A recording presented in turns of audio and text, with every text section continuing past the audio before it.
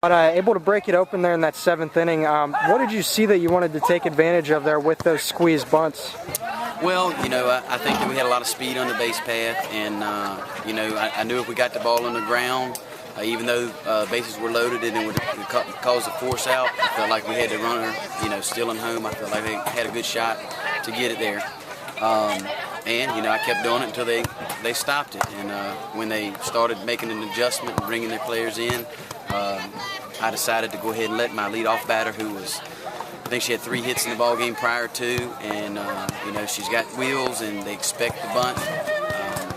And I let her swing away first pitch, and she busted it, scored 2 runs, and that broke up the bases loaded, and we ended up capitalizing that inning and running 5 runs through. Mm-hmm. You touched on Caitlin's performance. I mean, some critical RBIs here tonight. Just talk about her overall play tonight.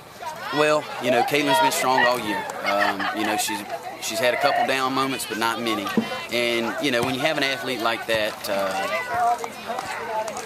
you can't go wrong. She has the ability to hit. She has the ability to drive the ball for power. And if she gets in a slump, then she can play a little small ball. She can slap, she can bunt, she can get the ball moving, and she can run. So she's always going to be a tough out. She's just a freshman. I expect a lot out of her in the future, and especially in the remainder of this postseason. She's an excellent ball player. And I thought Courtney, really settled down compared to her early innings. Really settled down there in the last 4 innings. What was the difference there? It's tough to say. Courtney, she's been up and down throughout the year. She's up and down in a ball game. Sometimes she starts off and everything's, she's hitting her spots.